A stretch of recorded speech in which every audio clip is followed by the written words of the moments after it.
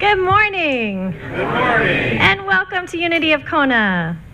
We will begin our service today by saying our affirmation of the month of October, and it's coming. It is, all right. So our affirmation for October is I treat myself with love and respect each day. I am grateful. Let's say that one more time because I started it goofy. Let's do it together. It is I treat myself with love and respect each day. I am grateful. And with that, we would like to stand together with our opening song. If everyone could rise, and we'll sing our opening song. Daily word for today, in the moment. I am grateful for the gifts within each moment. Every moment excludes infinite possibility, and I'm grateful for the gifts each moment offers in my life today. Still, it's not always easy to remember the power of possibilities that lie within every moment as distractions claim my attention.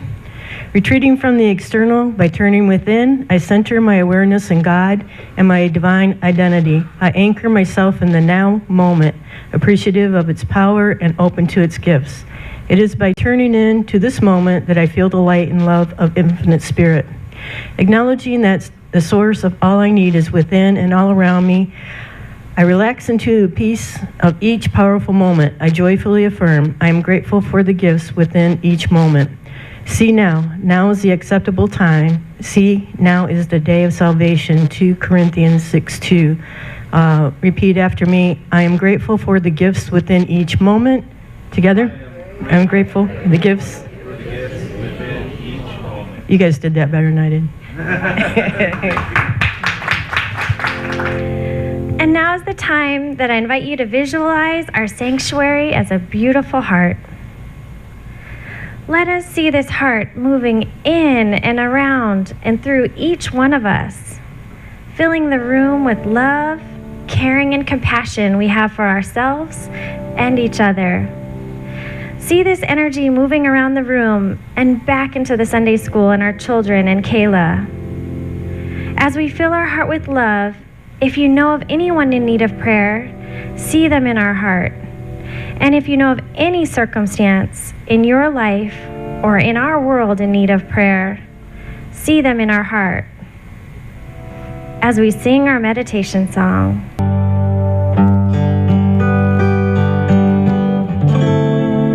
Every breath, there's a choice to make.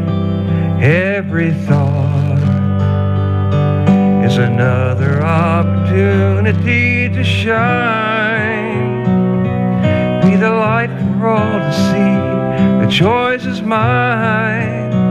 To manifest the destiny so divine, full of possibilities. It's plain to see. It's up to me. I will choose love. I will choose kindness. I will choose peace in every word I say. I will choose love. I will choose honor. See the divine in everything that comes my way.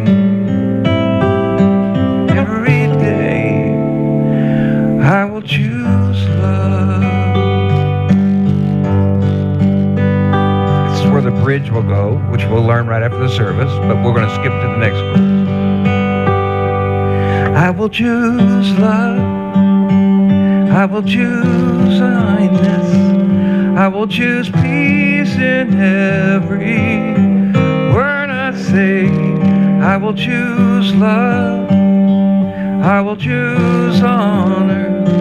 See the divine in everything that comes my way. Each and every day I will choose love. Very good. You guys did great. And now we continue with this prayerful time as we turn to meditation. So I just invite you to relax into your seat to close your eyes and breathe in deeply. We anchor our feet firmly on the floor. We place our attention at the crown of our heads. We practice meditation to connect with the divine. This morning we say to ourselves, my destination is life in spirit.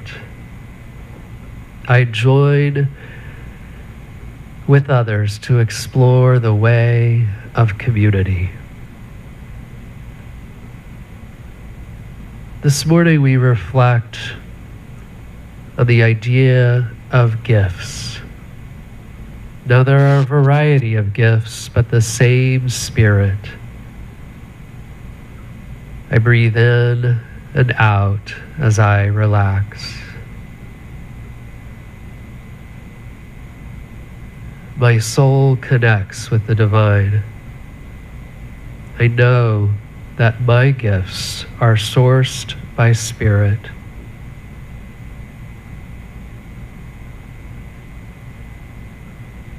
I am guided as I relax in the quiet.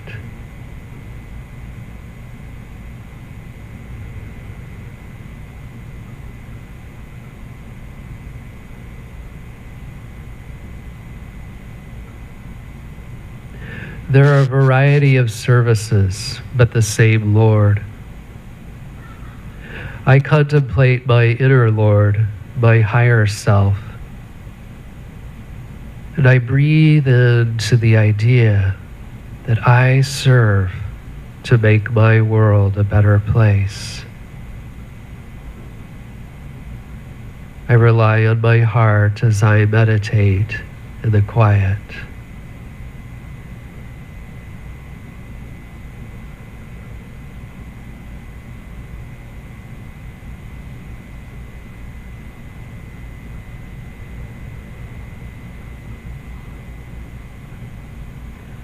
There are a variety of activities, but it is the same God who activates all of them in everyone.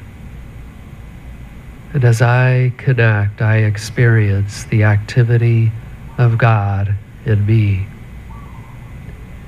This steadfast energy flows through me. I trust deeply in Spirit, in the silence.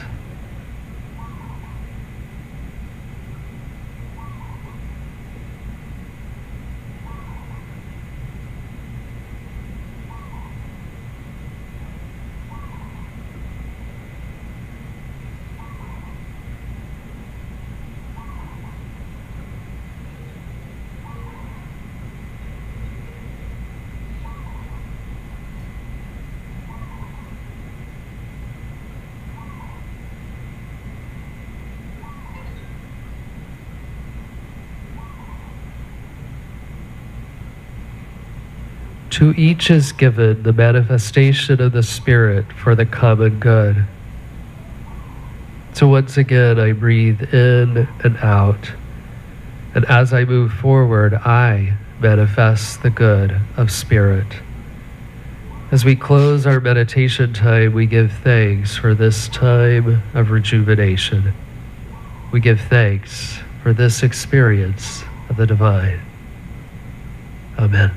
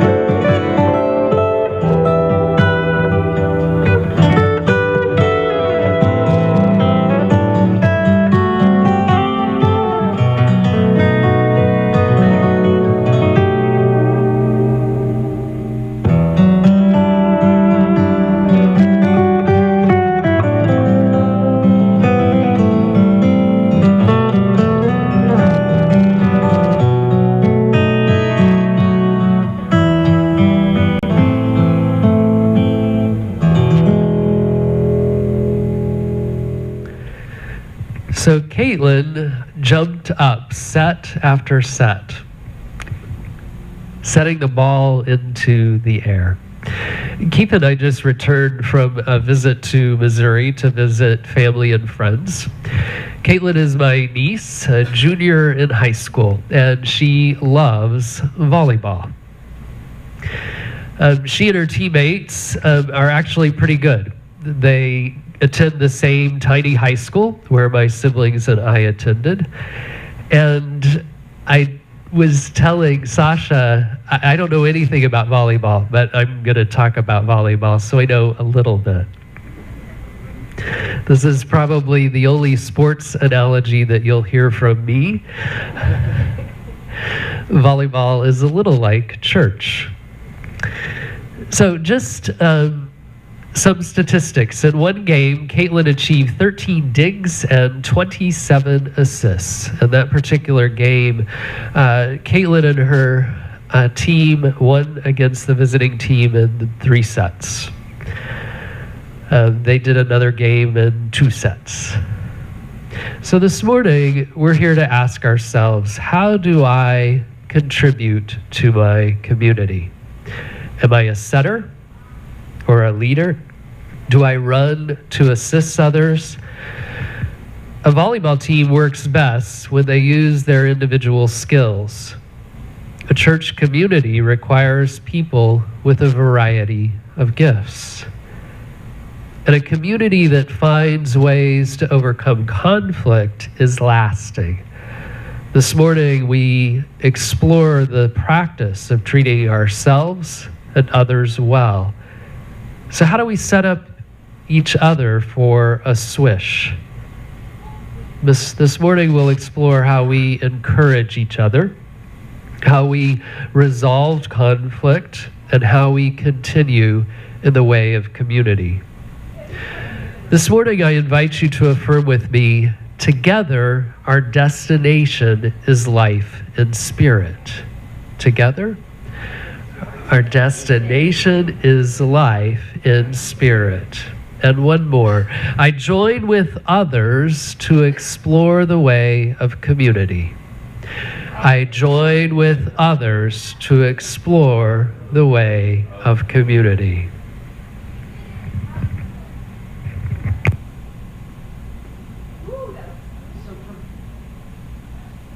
Turn it back on. Priscilla visited a synagogue in Ephesus and heard Apollos, a man from the Jewish community in Alexandria. She observed his knowledge, his eloquence, and his persuasion. She also realized that though he had an excellent education, he'd not heard the story about Jesus. And so she shared her understanding of Jesus, what Jesus, the Jewish rabbi, had done and what he had taught. And because of her influence, Apollos joined a Christian community. Priscilla served as a principal teacher in the early church in Corinth. She and her husband Aquila fled Rome when the emperor banished all Jews. She settled in Corinth with her husband, where they worked with Paul of Tarsus, better known as the Apostle Paul.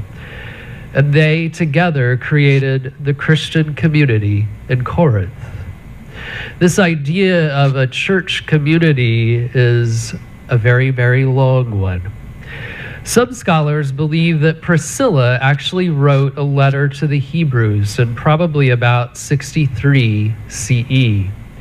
Other scholars suggest that the unknown author was actually Paul or another student who penned this long letter to the Christians in Jerusalem.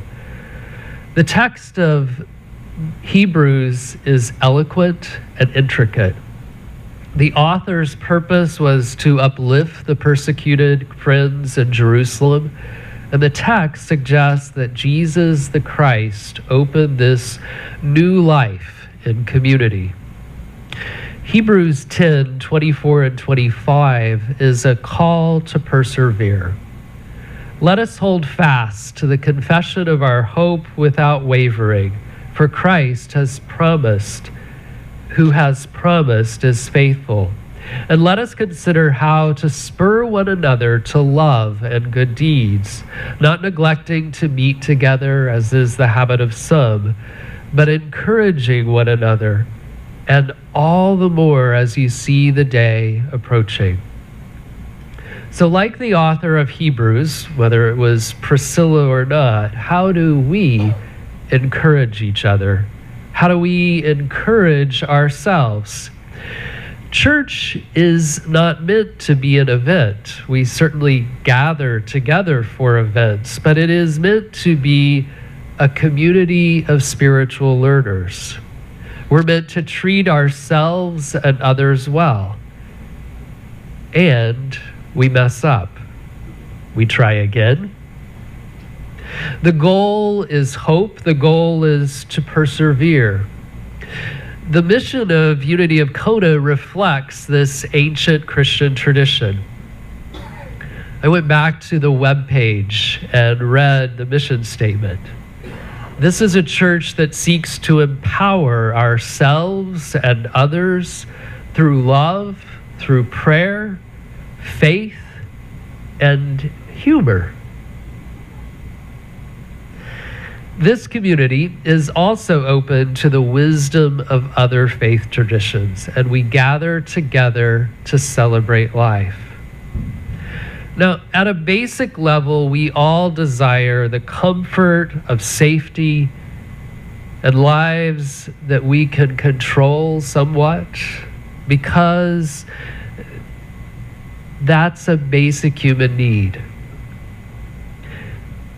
We have to have those things before we can feel worthy, before we can even contemplate spirituality.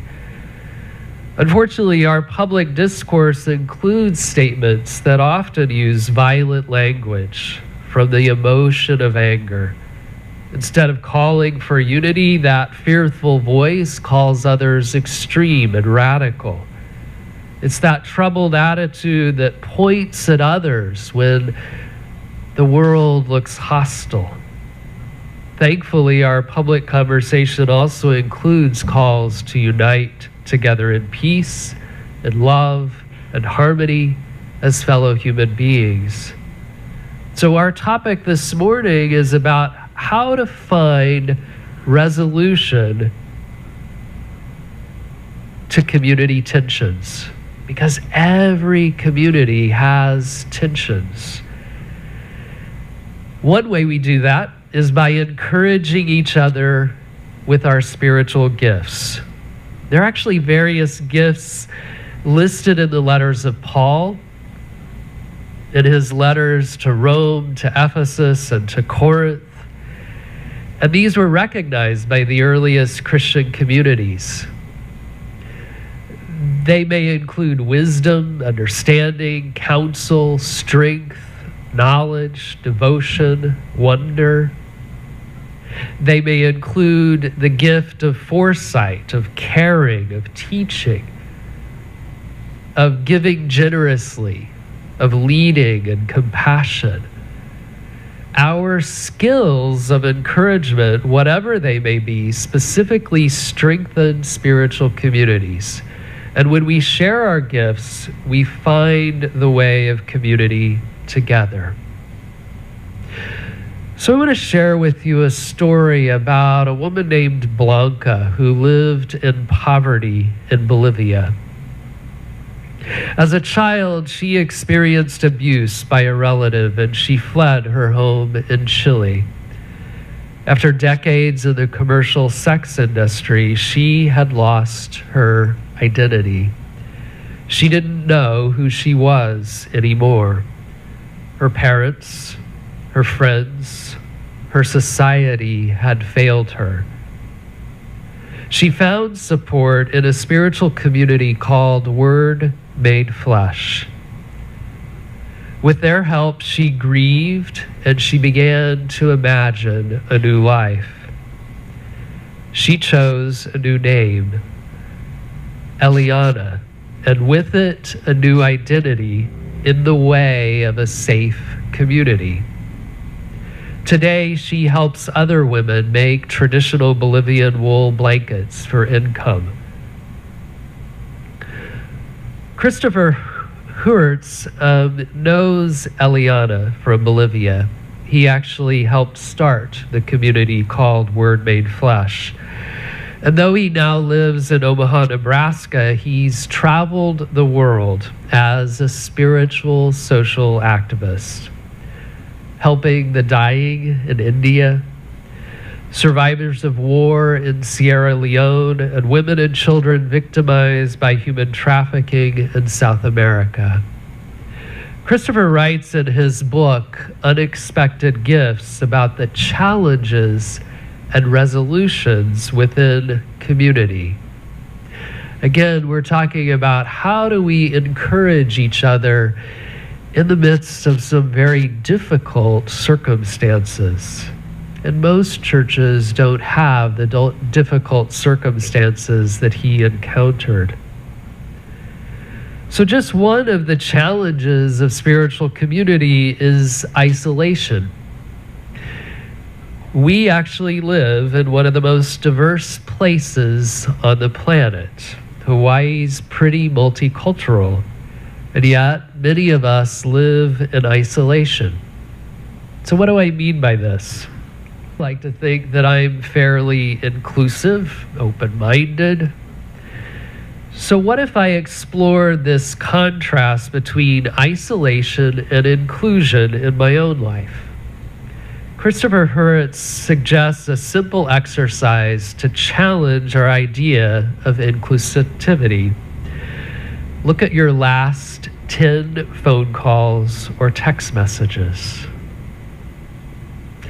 So I just want to share with you my last 10 phone calls. They were mostly with friends. And the idea is to show, how are these people like you or different from you? 2 out of the 10 were of a different race or ethnicity. 3 out of the 10 hold a different religious viewpoint. 4 out of the 10 were outside of my age bracket, either younger or older. 6 out of the 10 have a different gender than me. I talk to more women than men. 7 out of 10 have a different sexual orientation than me. So this was eye-opening to me and pretty crystal clear that my life is somewhat isolated within a circle of friends and acquaintances who have very similar lives to me. So I just invite you to try this on your own. The point isn't to make you feel bad. The point is for us to understand this idea of isolation, even in the midst of community. So I can take steps to change my conversations, my friendships. I can reach out to people who are not like me. Too often we miss the benefits that come with diversity. So what if challenges like this idea of isolation are actually spiritual invitations to stay in relationship? So there are some painful parts of relationship. What if the betrayals, the transitions, the failures, and the doubts are just steps in an ongoing journey of community? I began to think about my own relationships. I've jumped ship many times. I left an organization that was still trying to figure out its purpose. I left a church when the favorite minister left. I've resigned from a job when the boss challenged me. Too much drama, and I was gone. Now, sometimes we need to leave toxic environments for our own mental health, right? Sometimes we actually miss an opportunity to learn together. What if we could be a student of community and explore ways to resolve our challenges? What Christopher Hertz suggests is that community is difficult and it's tremendously rewarding. He writes that he has stumbled in community, but I've mostly stumbled forward. His book explores the tensions within community and how he has overcome those tensions. While individuals experience these individually, they also affect the community as a whole. So how are challenges resolved? They're resolved with deep and authentic work among individuals, those one-on-one relationships within community. In Unity, we like to talk about all the positive things, and yet those challenges are some of the best learning opportunities. Like sharing spiritual gifts, groups and individuals may share their support, their acceptance, inclusion, friendship, and celebration. Authentic friendship might be seen as a foundation of a community, and how we deal with transitions is critical in any relationship. Now, I know I've talked before about taking care of our own spiritual lives. How do I experience spirit? Am I taking time for myself? We want to give each other that time. We never forget that we function in the spiritual realm as well as in the physical, mental, and emotional. And obviously, trusting in something within makes a difference in our world. But it's also okay to be absent from a community sometimes, to recharge. And sometimes we need to prepare the community for our absence. So let's think of church like the volleyball positions on a team. So this is Caitlin from behind, actually jumping up. We each hold a position on the team, all keeping the ball in play. Now, before each high school game at my alma mater, the announcer at the school reminded the audience that they're part of creating a positive learning experience for the student athletes. We might think of ourselves as spiritual students on a team.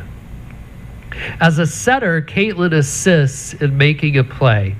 A setter's responsibility is to run the team's offense and build up scoring opportunities for the team.